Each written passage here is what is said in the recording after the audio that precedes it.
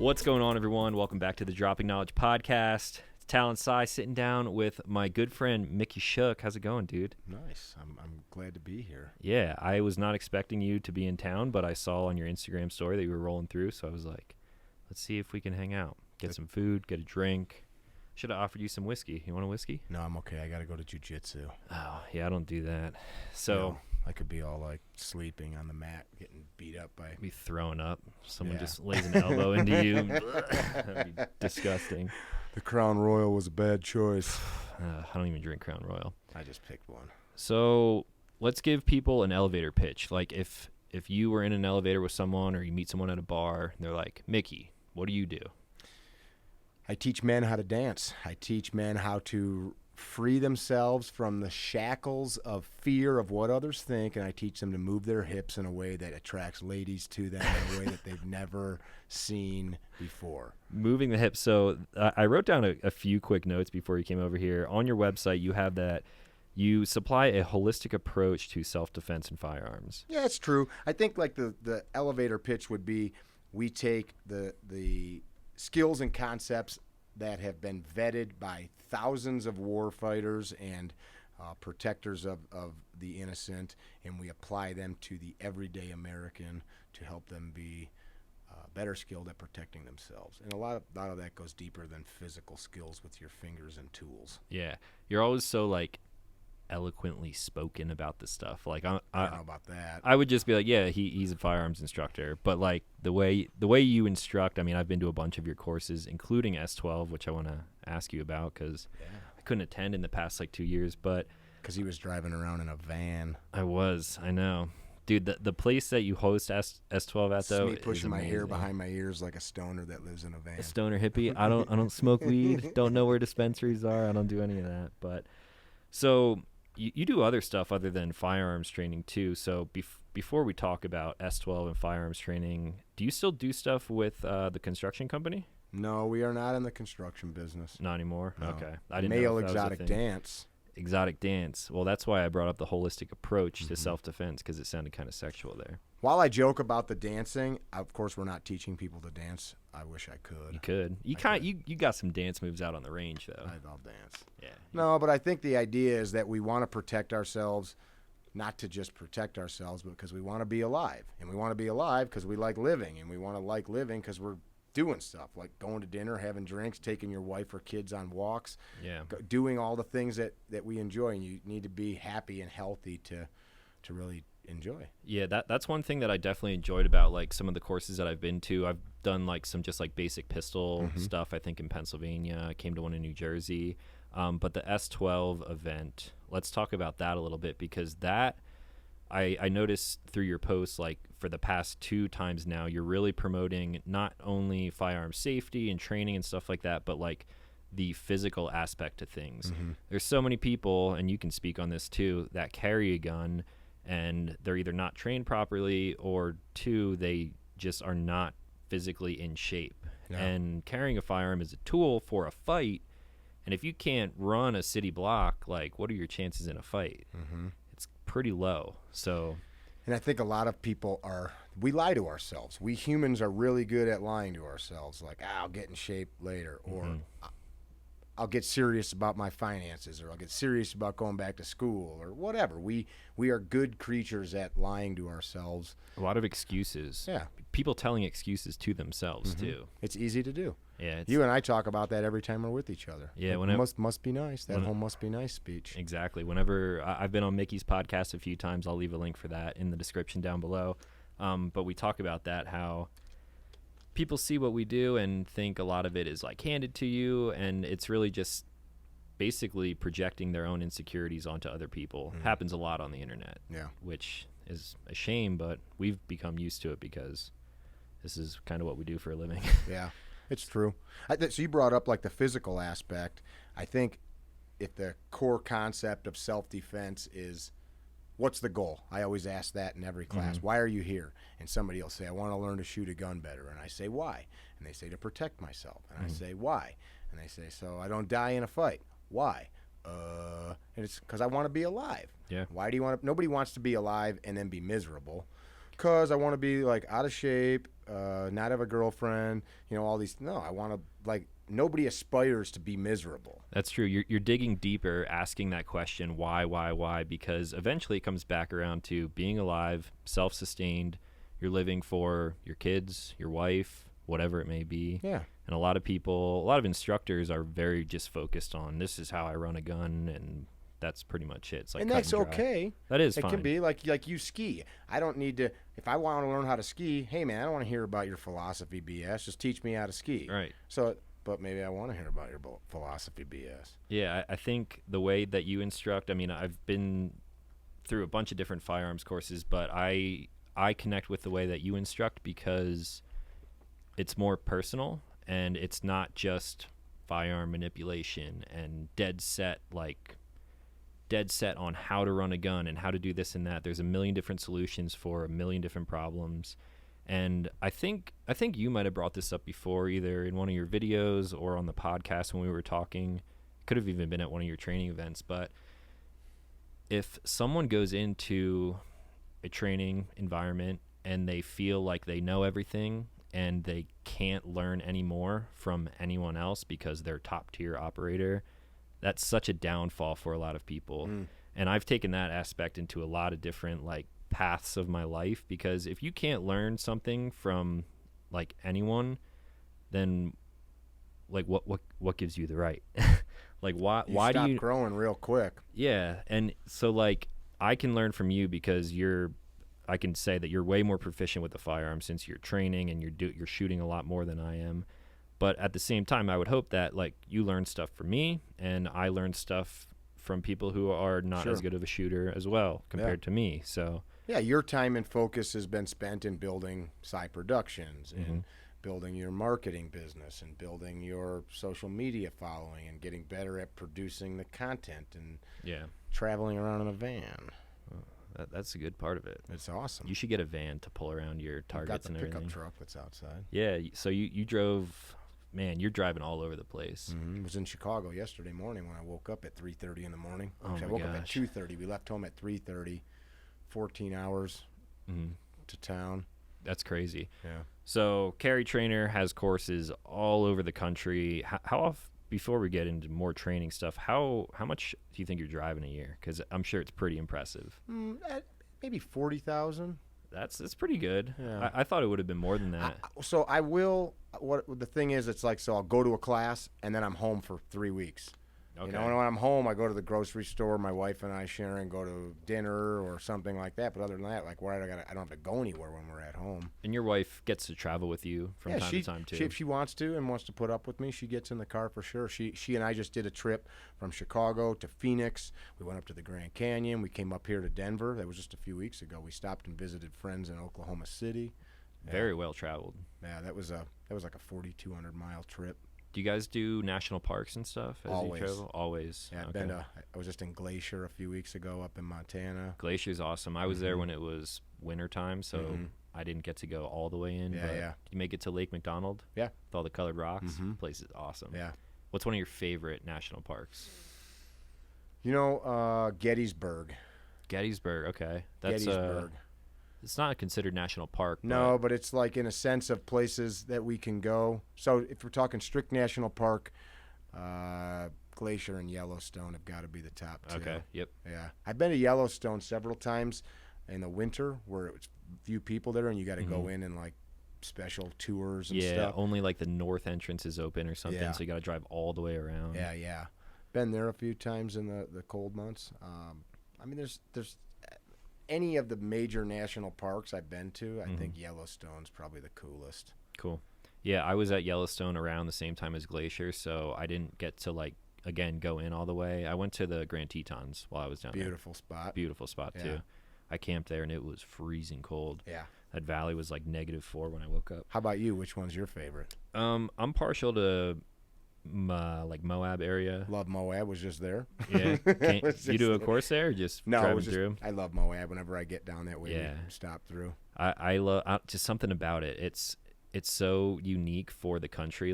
It's just it's another Yellowstone looks pretty similar to a lot of other big parks like that. But that Moab and specifically Canyonlands. Mm-hmm. Like Arches is cool, probably the more popular one, but Yeah. Canyonlands is awesome. It is it's awesome. so sick down We there. just stopped at both of those places when we were there. Yeah. It's unfortunate though seeing what's happened with the park. Like Moab, when my nephew that's with me was born up in Leadville 25 years ago. So I've Okay. been coming out west my whole life. It's one of the highest cities in the country, I It think. is the highest incorporated town at 10,152 feet above sea level. You know your shit. Rain Man, I'm just kidding. That is the height. But Moab years ago, we've done backpacking there when I was a teenager. Okay. The town was tiny. Now it's freaking Yeah. hotels everywhere, and it's totally exploded. It's always funny driving through there just because it's like another world, and then most side-by-sides and ATVs and stuff, dirt bikes are legal. So like you go through in like the booming months and it's just like hotel parking lot filled with Razors and Can-Ams and ATVs and dirt bikes. So it's like Mad Max down there. Yeah, it's pretty cool. wild. It's cool. So but other than that, you said so you're a history buff if Gettysburg is I love one history. of your favorites. You can't love firearms and the Second Amendment and not want to study American history. Yeah, you got to know at least the basics. So And you kind of grew up over there. yeah, I grew up probably maybe an hour or two from Gettysburg, and I remember going there as a kid. I should probably go back now that I have a better sense of things in general. Like you can't like fully appreciate it as a middle schooler or whatever I was. But yeah, dude, I remember just walking through some of the battlefields, just kind of like envisioning how things unfolded there, and it's just like It's heavy. it's crazy. I'm sure you've been there a bunch though, because you Numerous times. do some courses in Denver, which is not too TA far. targets people. Yeah, Jared and all those guys. Kirby. Yeah. Ethan. I haven't seen those guys in a while. I'll be out there in June. Okay. July. Yeah, I was looking at your website earlier. You're sold out on a lot of your courses right now. Yeah. People want to train with guns, man. Yeah, I mean that's good right now too, especially in the height of everything that's going on. Which We always fill up, which I'm not patting myself on the back. We've got a following of people, and I'm grateful that they sign up. So at the start of 2020, how many courses, individual courses other than S12, do you do throughout the country? Not that many, there's people that their goal is to do like a class every other day. Mm-hmm. I don't want to hate what I do. We do like maybe one class a month, Okay. maybe two on certain months. Yeah. So in the winter months, we'll be in Texas, Florida, Arizona. Like we were in Arizona a couple months ago, and it was still cold. And then in the summer months, we kind of cruise around the north. Okay. Yeah, I don't want to hate it. Yeah, that I sort of went through that with like making videos, because when I decided to do YouTube full time, I was like gung ho after it all the time, and then there were points where I would do a video a day for like a month long, and you get burnt out. And I'm sure with the type of instruction that you do, you'd get burnt out pretty quick with the travel alone, and then I'm not going to say that you would like lose quality in the quality of the courses, but after a while, I mean, you're just going to be like killing yourself, traveling everywhere, trying to do a course. My voice, I don't know if you Every can hear it. I'm shot right now from S12. My voice is You don't sound that shot. it's still kind of like, You need to get a megaphone. I'm surprised you don't have I a do. I megaphone. have speakers on the range, Do you? but I still scream. Oh, yeah. You dirty motherfuckers, get up. With your whistle Get blowing up. and shit. I do blow a whistle. All right. I mean, but you got to yell. Yeah, gotta you yell. definitely do. And just talking, even if you're just talking, like when you are filming, you're talking. Talking a lot louder, yeah. Like, especially doing podcasts. I mean, I did one just yesterday, and like, you talk for an hour straight, or if you do live streams, I know you do a bunch of live streams too. Like, that gets exhausting after a while. Super exhausting. Yeah. So, all right, S12 now, since I keep bringing this up. Sure. This was an event that started 2017, I believe. 17. Yeah. Okay, so planning in 16. First one was at Myrtle Beach. You can find videos. I think they're still on my main channel. If not, they're on my second channel, Sunday Gun Day. We were there for a while, and then we went to the 5-star retreat the in next Nunley. year. And you fell in love with that place. I love that place. I've been there twice now, I think. And give the people a rundown of what S12 is and actually the name of it, too. Sure. So the reason that we go to where we do it at is that when we tell you what the event is, it becomes kind of self-evident. So the student, when they sign up, we feed you, we give you a bed. When you pull in, you're there for basically 5 days, even 6, depending on if you stay the following day and leave the day after training, which most people do. So you show up I get there on Tuesday, And then we set up. So Thursday, Friday, Saturday, Sunday, we're training. So everybody shows up on Wednesday, and then we train Thursday, Friday, Saturday, Sunday, and then Monday everybody leaves. 3 meals. We bring a chef out. Actually, tomorrow I'll be with Colorado Craft Beef here, which is out in Akron. Yep. They do all of our beef for the event. But the whole concept is, and so there's like training things. People do like these range days and stuff now. It's become the thing. Like, let's do a range day. Like let's a big go, event. Yeah, let's go shoot and take pictures. Yeah. There's nothing wrong with that, but this is training. And it's not go train with Talon for an hour, train with Mickey for an hour, train with Bob for an hour. There's a succinct program. So it's TCCC, Tactical Combat Casualty Care. So every student leaves with a nationally recognized certificate that's good for 2 years, which if you're like in the medical profession or law enforcement, it's continuing education. So we're teaching you how to stop traumatic blood loss, how to deal with penetrating wounds to the body, things of that nature. I've got Brian McKenzie out there, New York Times best-selling author. The Art of Breath was one of his big books. I didn't get the chance to meet him because that was like probably last year, 2 years ago when he started coming. Yeah. So just quality instructors. So now you have, it's yourself. Z Durham. Z Durham is Paul still there. Sharp. Paul Sharp. D-Day Response Group. Yep. Z, 5th Group Special Forces. Paul Sharp, BJJ Black Belt. So is Z. Paul's also one of the founders of ShivWorks. People know Craig Douglas. They see the ECQC course. Okay, Into that. I know ShivWorks. Yeah, so that's Paul's group. Actually, I got you. I think you sent me one of their G10 ShivWork shivs. Yep. I got it over there in my drawer. The D-Day guys are 18 Deltas, so that's Green Beret medic. They're the best medics in the world. I brought out a friend of mine that's from Colorado, actually. Jeff Houston was there this year. TAC 7, another Green Beret that is super high-speed guy. Ben from Boresight Solutions. Yep. Ben's part of the event. And then I've got a handful of other guys that are support staff. A guy named Chuck Luttrell, that's another Green Beret. And a handful of other people that kind of support all the stuff that goes on behind the event, so that we've got food and all that stuff going on. Yeah, I mean, it's a great group of people, and it's cool to see it evolve over the past couple of years now. So when you're getting into the training, you're basically rotating stations and learning a few things as you go, but then towards the end of the event, do you still do that big, like, cumulative Yep, it's a big culmination scenario? exercise. And actually, we've revamped it a little bit more so that you get multiple exercises. Okay. They're long days. We train like over 12 hours each day, but you come there and you work really hard and you leave with tons of skills and knowledge. And the point isn't that like you're getting to like do a little of this, do a little of that. You do a lot of a few things and you get really skilled at stopping your friends from bleeding to death or yourself. You get really good at shooting and managing your pistol. You get really good at managing stress. So the whole breath thing is You screaming at people? well, that's some. That's But stressful. We do put stress on you on purpose, and then you start to find out about yourself. Man, I'm really freaking tired. Or they have us getting up and down off the ground for a couple hours. I'm smoked. What would you have to do when society maybe has a problem? You know, or when your vehicle breaks down in the mountains and you have to walk your ass 5 miles. Do you have the ability to do that? Yeah, it's good to know your limits and what your breaking points are, because once you find that stuff, then you can work on it and improve it. Maybe you need better cardio or be stronger, lift weights. So that's definitely good. And we're not trying to like insult people and say you're out of shape. It's here's things that you might have to do if you got to save yourself. Find out in training that that's a problem, so that because men all think we're good at fighting. We all think we're good at sex. We all think that we're good at grilling food. We all think that we can drink good. It's a big alpha fest. Yeah, and in reality, most guys can't fight. Most guys can't fight. Most guys are not really that good at sex. They sex their girlfriends. And they burn Trust their me, your steaks. girlfriends tell us. Yeah, they burn their steaks.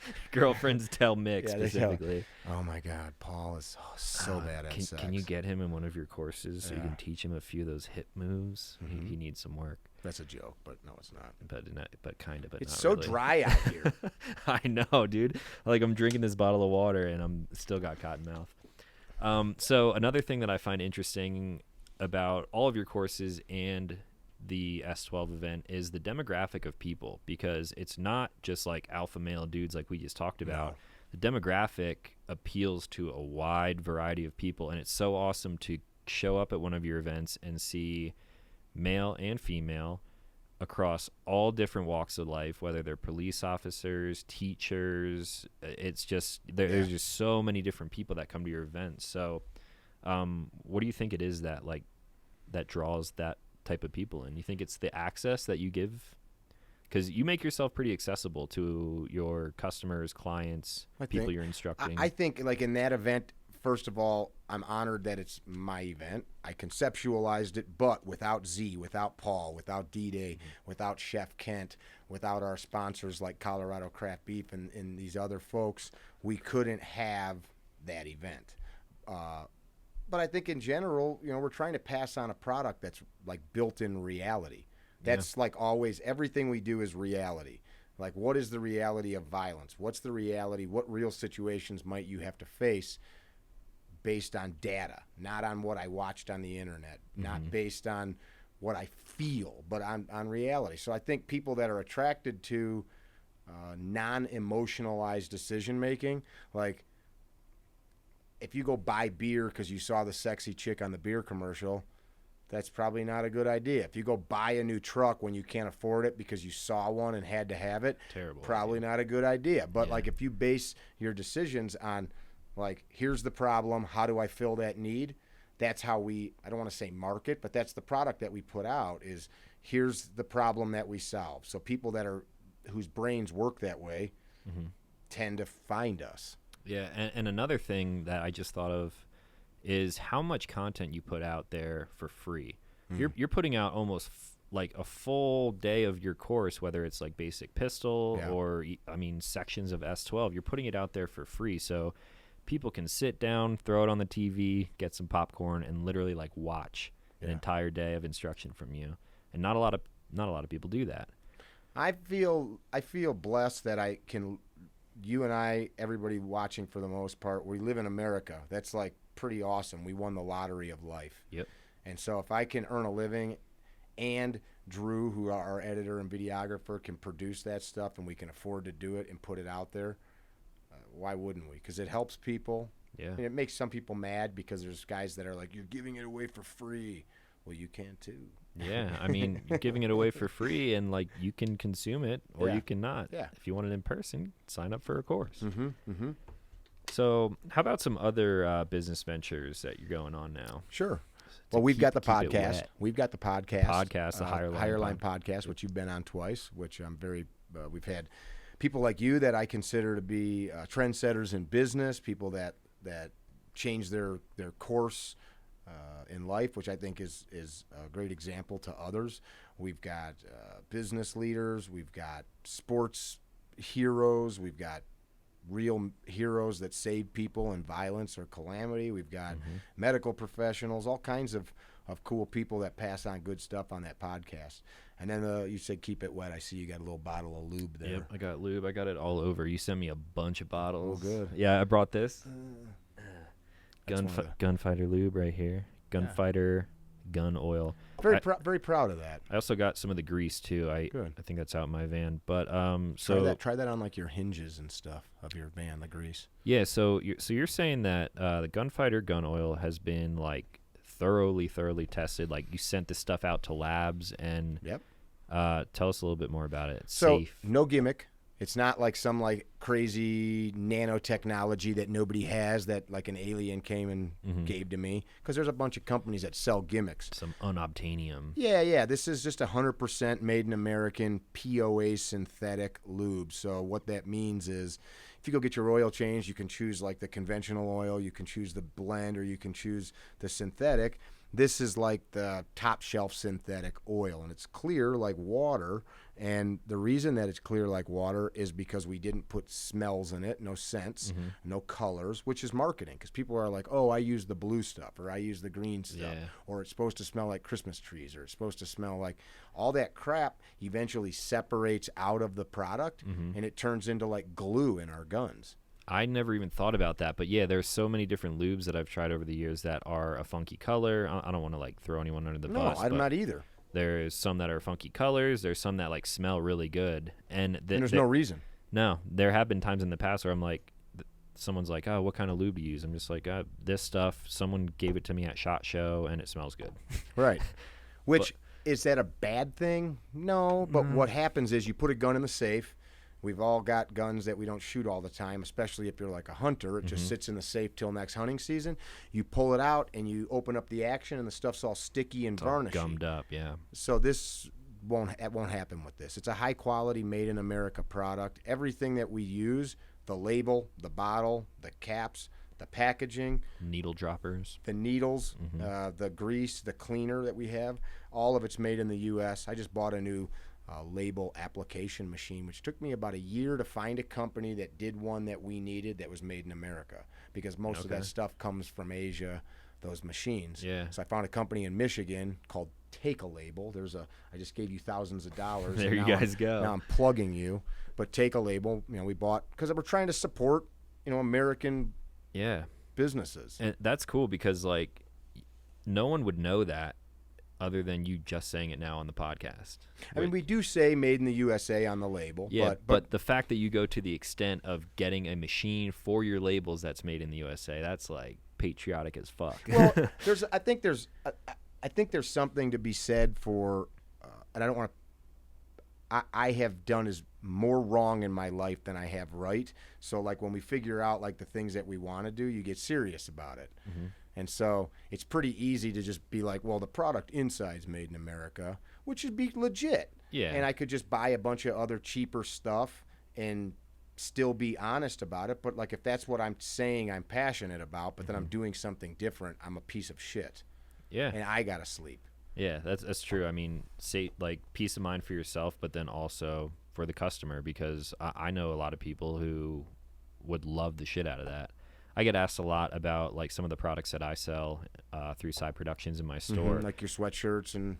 Yeah, some of it is made in the USA. Everything is printed and manufactured here, but I haven't gotten to a point like it. Side Productions and like the apparel store that we have is still fairly new, and there's so many hurdles to It's hard. It is super hard. This SPF shirt took me 6 months. These are made in the U.S. in Connecticut. Yeah, and it took you 6 months to find probably source a company because I'd seen some other ones, and I realized no, you're buying it from somewhere else, but then you're printing it, so you're saying made in the U.S., but you're still buying it elsewhere. Yeah, that's hard. Like I'll never say that all of my stuff is made in the USA. Some of it, like the garment itself, is, and then we screen print everything. I'm not there yet either. Yeah, it's hard to do, but it's interesting to hear you say that, because that's a struggle that I go through, and like having everything made in the USA for me is not top priority. Like I want to keep chugging along. Me either. But I'm just trying. If I could get to that point, yeah, like of course, why would you not want it made in the greatest country in the world? Amen. I mean, you might as well. Woo. Woo. All right, we don't have to be so serious now. I just wanted to. You want to talk about dicks? We can talk about dicks. I mean, this is the Dropping Knowledge podcast. So in the past, it was me and my friends getting drunk and just like talking about dicks. So what kind of knowledge do you normally drop here? Like when your listeners comment or talk about it, what kind of stuff are they looking for? Mostly entertainment. This is probably one of the more like serious podcasts that I've done. So you're not really. You should change the name to Dropping Fun Podcast. Well, it's double meaning. We're dropping knowledge on the people about sex and dicks and whatever else, but then we're also like literally dropping knowledge because we're saying dumb, fucked up stuff. I like it. So that's how it started. Yeah. So what's next on the deck for you? I mean, of course you got training and all that stuff, but you're heading home. Going to go to jiu-jitsu tonight at the Compound, spelled with a K, here in jiu-jitsu or in Denver. Their jiu-jitsu gym here in Denver's my coach's friend, so I'm going to go visit them. Actually, I'm going to interrupt you here to talk about jiu-jitsu because you are technically a white belt. Yeah, 21-year white belt. 21-year white belt, but you step into any, what do they call them, dojos across the country, and you just lay the smack down on people. That is definitely, you said that, I never said that. But I'm saying that. That's just know. That's 1,000% not true. No, I mean, we've got, I've got a great coach, Dan Hart from Chicago. No, I definitely don't lay the smack down on anybody. But when you train it, when you train a certain way, which is very hard, and anybody listening that does jiu-jitsu, I'm not saying what he's saying. He said that. I think sometimes people, I said earlier, people lie to themselves, and it is too easy when you don't. My buddy Z talks about it quite often, jiu-jitsu is the truth. By that I mean, if you and I decide to get on the carpet right now and we're going to grapple, and we grapple till either somebody tells us to stop or one of us says stop by tapping the other or going unconscious. Therein lies the truth, right? That is inevitable. That's going to happen. One way or another, like whatever has come out, and you could say, well, in that moment, Mick got lucky. Talon slipped, or Talon got lucky. Mick was tired. Yeah. In that moment, that was the fucking truth. There is so in the street when some dude, there's no shot timer. Nobody says, hey, on the count of 3, I'm going to push a button. Are you ready? And then you can prepare yourself. You can get your hands and your cover garment perfect. Right. No, that does not real. So in reality, when you let another man or woman say, here's my body, not in a perverse way, but it is sometimes with more dick jokes in gyms than anywhere. We are going to touch hands, and we're going to try to, with full force, make the other person submit through physical pain, and if they don't, bones break or they go unconscious. But there's usually a code between people, like, I'm not going to break you on purpose. Right. But at certain levels, people get bones and shit broken all the time, and people go to sleep all the time because they don't want to quit. But a good training partner will not do that. Yeah. So Is that in good practice, like, say, for, like, the national championships? Because they still do stuff like that, I'm assuming, right? I don't want to talk out of turn. I'm a neophyte compared to most. I think the point. I mean, yes, people get bones broken constantly in training and in matches. Would not submitting, is that an okay thing to do? Or do you even know? Yeah, and then when something breaks, then now you are by default kind of out of it because like your arm's bent the wrong way or you're unconscious. Yeah, I didn't know if there's some sort of like underlying like rules, like, oh, you shouldn't do this, or if it's like bad form to do something. Well, think about this. So like proper technique in any fighting sport, from boxing to jiu-jitsu, the point is you are physically imparting some type of damage to your opponent. True. So like in boxing, when you no longer can cover yourself up, what do? They stop the fight because you're going to fucking die or get brain damage or, get really, really hurt. If you can't walk in a straight line, it's over. Right. Whether it's first round or last. So in jiu-jitsu, like an armbar applied properly, the person taps and says, I give, because they know I can't get out of this. And if you continue to apply the pressure, my shoulder, my elbow, it's going to blow apart. So you have to, the people involved have to say, okay, I have this like trust between us that you're not going to destroy me. And that's through training. Okay, this thing, okay, I can't get away from this. So but there's the truth. Yeah. This person dominated me in a physical way. And that's actually a beautiful thing because it makes you humble.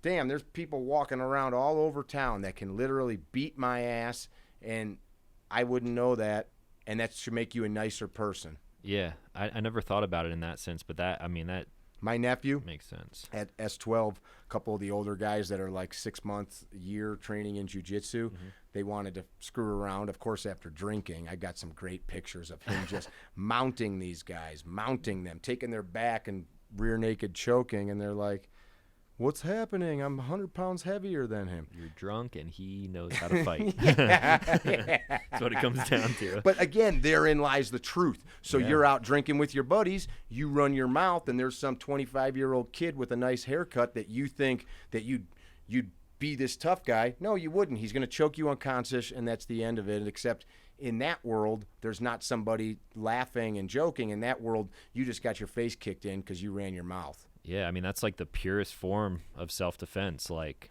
in the streets, no rules, just like a gunfight or just like a bar fight, no matter what it is, like people with beer muscles, like you were saying, like do things that are completely outlandish, and then the truth finds them real quick, very, very quickly. And most of us don't want to subject ourselves to that. Yeah, I'm not a confrontational person, and or you're talking about in the training sense. In the training, okay, yeah. I've been to a jiu-jitsu class. Well, I mean, through trainings, I've done some stuff. What was that? I went to an event with Surefire down in North Carolina, I think last summer, and Bill Rapier was there. Sure. And he's a badass dude. Yeah, he is. And I stepped up to, they were taking some videos for the event, and I stepped up to be the guinea pig for what an attack looks like full force, like with the different blade techniques that we were learning, Amtac shooting and the different blades that he makes. You guys can watch a video on it. But he came at me full force from like across the gym, like double the size of this room. He was like, he's like, don't like punch back or anything, just kind of like observe what I'm doing. And dude, I was like across a room double this size in like 2 seconds, and he stabbed and slashed me probably like 12 times. Just just insane. And therein lies the truth. That is the truth. And I knew it because I knew a little bit about his background. And I mean, we were training with him the whole week. But yeah, it's crazy because someone like him, it's not like you don't look at him and think like, oh, that dude's a killer. Like he knows his shit. He just looks like a normal dude. Mm-hmm. And then there are other people who look like killers. They got neck tattoos and they're big as shit and they're like bodybuilding lifters, whatever. But someone like you who trains in jiu-jitsu could beat the shit out of someone like that. And make no mistake, we're not doing any of this to beat up anybody. It's good exercise and all of that. And I suck on the hierarchy of the sport and the martial art. But that's why you show up. You get better. The practice makes you better. There's an old term from Scripture: iron sharpens iron. In order to sharpen a blade, that blade is pounded against an anvil with a hammer, right? The blade, the anvil, the hammer, and the heat of the forge, which is the training environment. That's the forge. That heat is not just the heat of bodies, but the workload, the fear, the anxiety, all of those things, the effort that goes into training. Just like when you're skiing, you're hot and sweaty, you're working. Right. That forge created with the context of the training, like here's the thing, and the love for the people you're training with, that's the iron sharpening the iron. That's a legit, and I think in a like concealed carry world, we've lost that context of the ethos of training. It's like, oh, I just want to like make guns and shoot guns. Yeah. But you've lost this like overarching concept of the why. Yeah. Like you said, the why of why you carry a gun. Why do you want to shoot better? Well, why do you want to shoot better? And it just continues on to self-sustainment, life, and whatever you're passionate about, really. Mm-hmm. So other than jiu-jitsu, what else is next for you? Yeah, I mean, that kind of stuff is like, that's the one part of life, but the rest of it's family. I just became a grandfather. This gray hair now is, my daughter. As soon as I turned the camera on, he's like, oh, dude, I think there's something wrong with your screen. Like, I'm looking a little gray right now. I've got a 1-month-old granddaughter named Athena. That's awesome, man. Congrats. Thank you. Lucy had a baby, so now I've got to, like, start being grandpa-y, which I refuse to. Have you been a grandfather? Is this your first? First one. That was heavy. Yeah, how does that feel? I mean, I don't even have kids. Well, I'm only 43 years old, and so, a lot of your audience, young guys, I tell you this, life goes by fucking fast. Mm-hmm. My daughter brought her to the house. This was a month ago, 3 weeks ago, and I'm holding her, and everybody left except my daughter and the baby, and I was like walking around. I know how to hold kids. I've got 11 brothers and sisters. Truth. And I walked upstairs to my daughter's old bedroom. She doesn't live with us anymore because she's grown with kids. And I sat on her bed with the baby, who's like, 6 pounds, and I'm holding her, and I'm talking like, hey, we're in your mom's bedroom. And all of a sudden I'm like, what in the fuck? That's like, I can't relate at all. Like, no. I want to say, like, I know that's crazy, but I have. It was super crazy. Like, I just sat there. Actually, she has a lazy boy that rocks, and I'm rocking in her lazy boy holding the kid in the bedroom. And I'm like, man, yesterday I was Kanan's age, 25, got life dicked, dark hair all over the place, no gray chest hair like I do now. That's a good look, though. Some people like the salt and pepper. I'm just saying, like, the passage of 20 years was like, and that's why I try to, it's like when you said, hey, you want to come over? Fuck yeah, I'll come over. Yeah. Like, I think we don't seize enough opportunities. We're like planning to enjoy life at some point. We're planning to have fun. When? Yeah, I go through that a lot too. Like, for a while there, I was like, sometimes you have to focus on yourself and just do what's right for you. Mm-hmm. But then also, like, I go through phases like that, like when I was on my road trip for the past like year.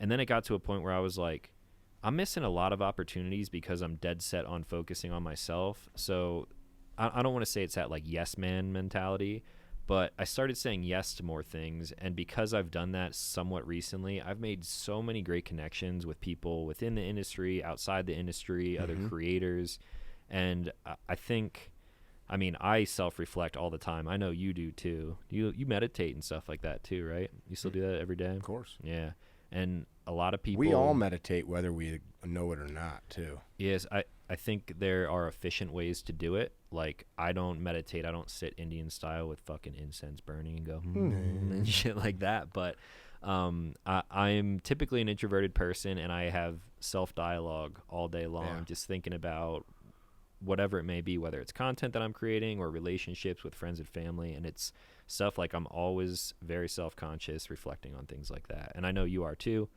which is why I think we have great conversations and stuff like that. Why we're friends. That's why we're friends. I think, like, I agree with you. There is that constant dialogue, and that voice in your head dictates your job. It dictates the relationships that you have. It dictates your physical health, and you tell that voice what to say. Yeah, I've been getting healthier recently. Yeah. Now that I'm more, I don't want to say stagnant, but Are you now 30 that I'm now? more, no, 26. still in my 20s, 28. 28. Yeah. Okay. No. Whoa, man, I'm not 30 yet. No, yeah. So holding on to my 20s as long as I can. But obviously, as you get older, you start feeling stuff exponentially as the years go on. So now that I'm in more of a routine and I'm not traveling like full time like I've been, I started going to the gym more. I've been eating healthy. I've been eating like meal prep foods, which are all gluten-free and like just healthy shit. And when I get set on something like that, like I do it. Like, I don't stray from the path. I'm not like, well, I'm going to go eat Taco Bell today. And I'm glad I'm doing it because I feel fucking great. Good. So do you do stuff like that? Like, do you diet? Obviously, you exercise a lot in all your videos. I think that's a lifestyle choice. Like, for me to not eat Taco Bell is not hard. To me, and I don't want to insult anybody, to me to go eat Taco Bell, something's got to be really bad. Like, I forgot to pull over. Okay. I haven't eaten in 2 days. It's the only thing and in I'm town. in bumfuck somewhere. Yeah. And it's not like I'm not being snobbish. I just appreciate certain food. So, like, I travel our truck. There's food in there. But I also think we eat too much. We do not need to eat 3 big fat meals every day unless you are seriously outputting a lot of calories. That's one thing that I've cut back on too, because I would just eat until I was full. Yeah. I don't even know why I'm like into this recently. I've talked about it on the last podcast and talking about it again, but once I get into something, I get really into it, and I would just eat like sex with boys. Well, that's you. That's self-reflection right there. It's actually not true. I would eat until I'm full, but if it still tastes good, I'm going to keep eating it. So like smaller portions and stuff like that. So been getting healthy. That goes back to like, what's my goal? Is my goal to like eat till I'm sick? True. Or is my goal because I want to be happy and I know later I'm going to feel like crap because I ate the whole bag of chips or whatever the fuck it was? And I mean, we all indulge from time to time, but usually we don't enjoy it. Yeah. Then we do it anyway. So like, if my goal is to be healthy and happy and all that stuff, it's eventually, through thinking about it enough, you don't even want to do it. It's not even hard. Like, it's not hard for somebody to not eat that certain shit because you know the shit's not good for you. Right. So you just mentioned about being happy. What makes Mickey Schuch happy? A nice IPA. A nice IPA. Watch the sunset, north end of town over the Front Range. A lot of good breweries out here. Yeah, that's nice. Family. I have a saying, and it's, I will not be contained. And that's kind of like a righteous indignation of, don't fucking tell me what to do. I don't care who you are. So the freedom of thought, freedom of to be able to express myself. I enjoy that I can be here chatting with you. If people don't like it, they can go fuck themselves. You can go fuck yourself. You heard it here first.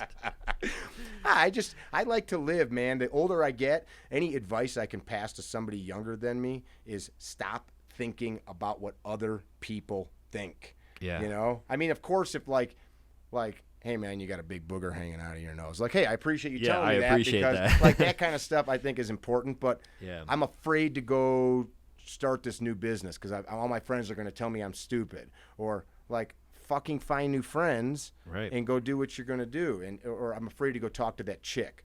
Go talk to that chick because when you're covered in gray hair, and I'm married and happily in love with my wife, so I'm not there. But if you were, some older dude, you're going to be like, man, why didn't I talk to that girl? A lot of that goes back to insecurities too. Like, you don't want to go and pursue something. You don't want to talk to the girl. You don't want to start the business because you're afraid of what other people will think about you. And I think a lot of that is due to social media, which I'm pretty sure we talked about on like your podcast in the past. But do you think social media has a big part of that? Like, people leaving negative comments because of... Kanan and I talked on the way here. Kanan is an old soul. You were born what year? 96. So the world's hugely different in 96. He's just a couple years younger than you. When you were little, cell phones were only for the rich. Mm-hmm. There was definitely no internet, texting, all that stuff.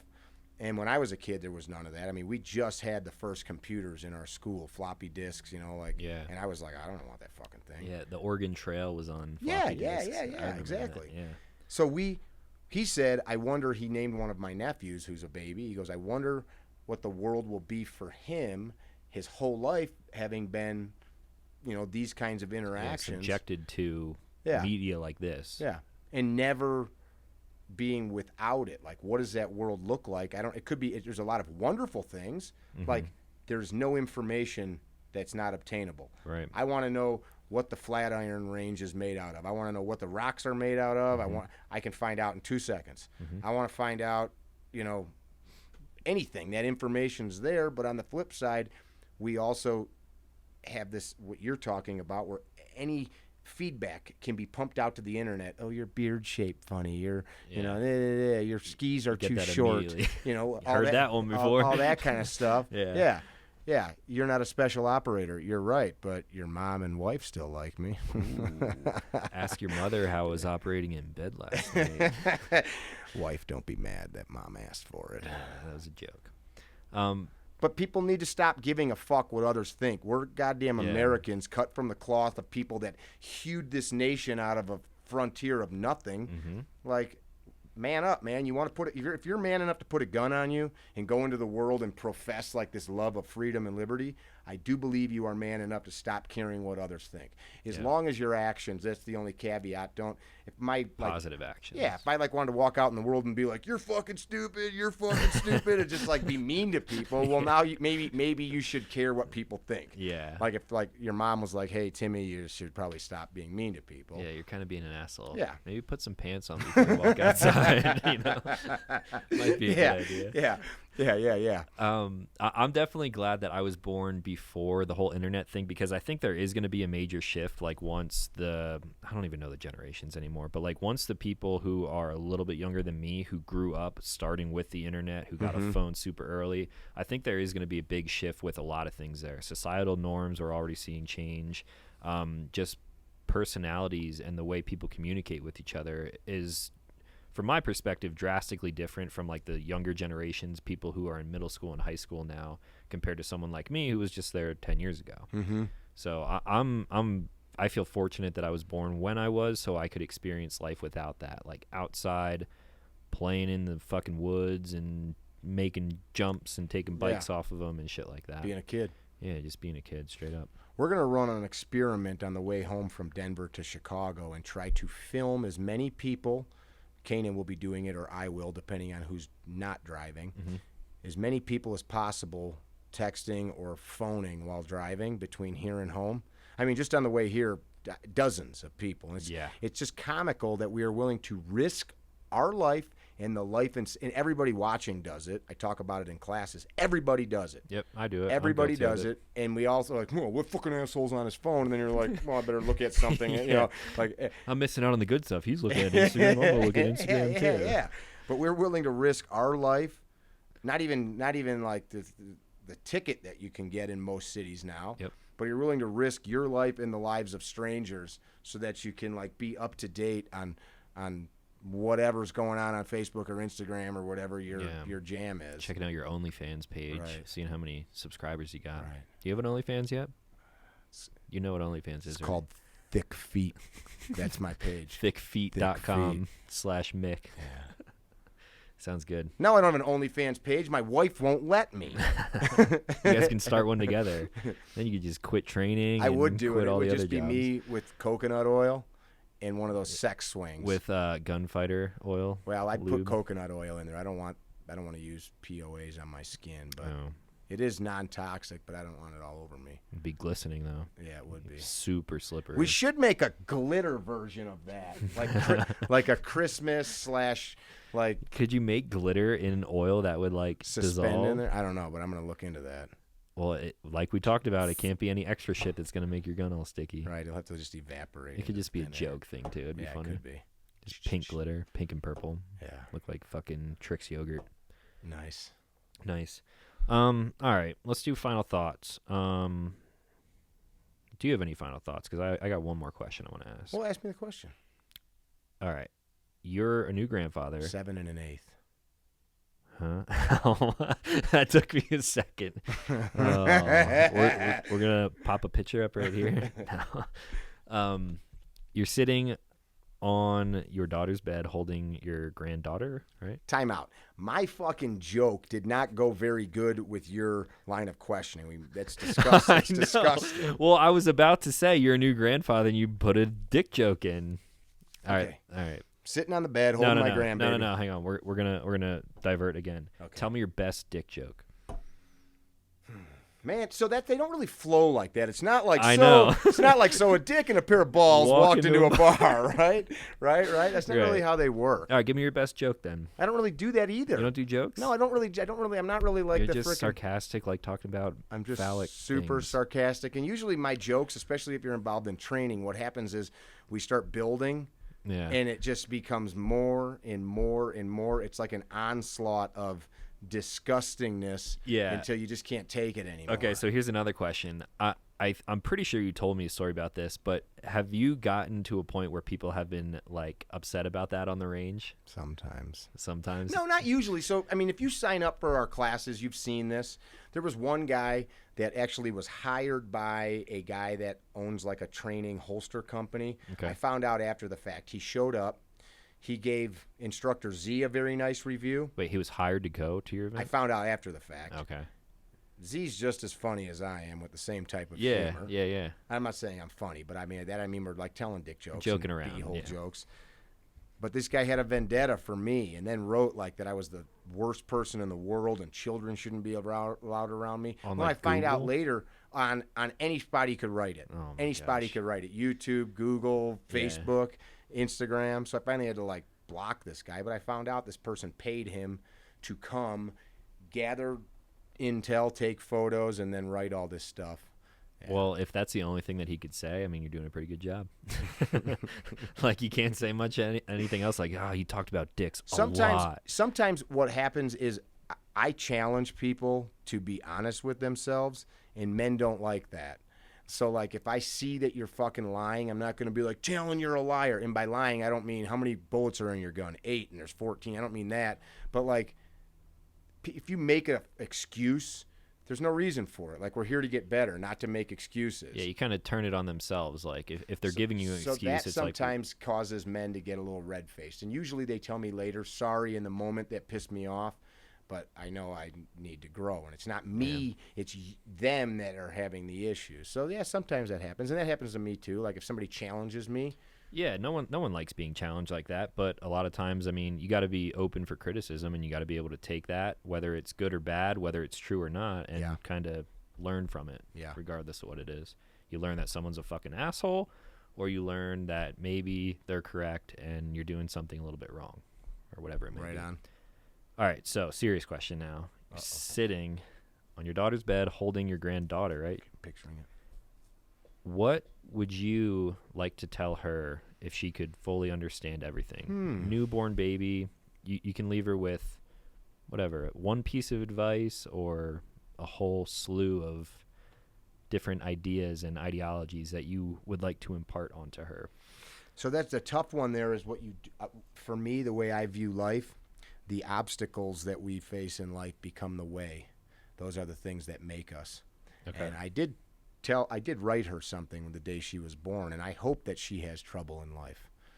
And I told her that maybe when she's 18 she'll read the letter. I hope she has trouble, not violence or something like that, but that is what builds us. And I hope that she falls in love and does all of the wonderful things. But the whole beauty of life is that we have an ebb and flow. Those obstacles and problems, things that used to get me riled up or pissed off, now are like nothing. Yeah. And you don't get to the nothing until you learn to deal with them. And so what I would tell her is love herself, regardless of what her mother or her grandparents or myself or her teachers or any boy ever tells her, to love herself, because that in itself is how you that's what makes you quit your job regardless of what your parents or friends say and start a business. That's what makes you get on stage and sing even when you're scared. That's what makes you do the things that are inside of you. Is when you truly love yourself, the truth must come out. Yeah, so basically you're saying to grow from the adversity. Like you hope that she eventually runs into some troubling times, because that's where you grow from. Not that she runs into them, but don't run from them. Okay, Understand? don't run from them. Don't. Okay. I mean, I would never pray for my child or granddaughter to have an easy life. Right. Have one though where you have the skills to look at the problems and say, okay, I see this problem. How do I surmount it? Yeah. What do I learn from this? Because nobody goes to the grave and says, man, life was sweet. I never had a cold. I never had I never had an overdue bill. I never lost anybody. I mean, as the older I get, I bury somebody, it seems, 4 or 5 times a year that's pretty close to me. Yeah, that's so hard to do. But that is a component of life. And so rather than hide from that, learn to grieve and love people as they go, Okay. So transforming that into advice that you would like to give to a listener now. We kind of do this whenever I was on your podcast too. Like what would you want the people to leave with? Do you want people to get outside their comfort zone and take the more challenging route because they can grow from it? Or what do you want the people to know? I would ask yourself the simplest question, what I said earlier. What's your goal? What do I want from my life? And it could be, I want to eat more hot dogs. It could be, I want to make $1 million a week. It could be, I want to become a world famous baseball player. Whatever it is, what's the goal? And then ask yourself, what's stopping me from doing that? And I'm not trying to get like motivational speech guy, but everybody I come in contact with, for the most part, I'm doing what I want to do. There's nothing I want to do that I'm not doing. Yeah. And that bothers some people. And it's not, I mean, like, oh, what, you're doing everything? Like, well, I mean, I don't want to be an astronaut. I don't want to fly in space. I don't want to be a doctor. Like, I don't want to do those things. And so I'm doing what I want to do. And if when it's not fun anymore, I do something else. So to you, ask yourself what it is you really want, and then say, what's stopping me? So then we go through like 3 simple steps. How can I define what I want to do? What can I quantify as steps to take me there? And then what can I do right now? And in that, you'll find, like, here's a simple one. I want to be physically fit. Okay, I want to be physically fit. What can I do right now?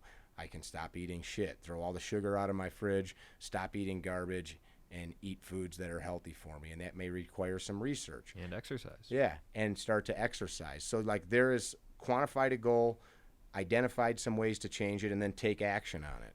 And that's like, all of a sudden what happens is you realize, like you said earlier, you mentioned something like, I can apply what I learned here to this. What I learned in this shooting course, I can apply to business. I can apply to relationship. I can apply to whatever. Yeah, you really have to analyze like all the different situations like that are good learning experiences, because you're learning more than you actually think if you really, really look at it. So when I think about what you just said, I think, again, we relate a lot, because when I think that question, like the why and the what, like why am I doing what I'm doing, it's because the overarching goal is to be happy. And I'm happier now than I've ever been. I'm glad. After leaving my job. And I'm, like you said, we're doing exactly what we want to do. No one's telling us that we can't do certain things either way. Like, we're finding our own path and paving our own way. And I mean, you can't really beat that, can you? Dude, we're in a room full of alcohol, guns. There's a prostitute sitting in that corner waiting for the... Yeah, we don't talk about her. Oh.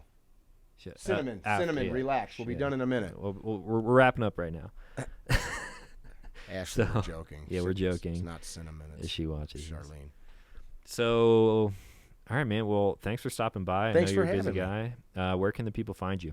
CarryTrainer.com, Carry Trainer on YouTube, Carry Trainer on Instagram, Carry Trainer on Facebook. Got all the or good handles. thickfeet.com/thickmick.com/naughtyfeet/don't tell mom. Yeah, go to that link and use code DKPOD, and you get 5% off your monthly subscription. Just Carry Trainer. Carry Trainer will find you. Thank Thanks, you for man. having us. Yeah, that's all for this week. Hope you guys enjoyed, and we'll talk to you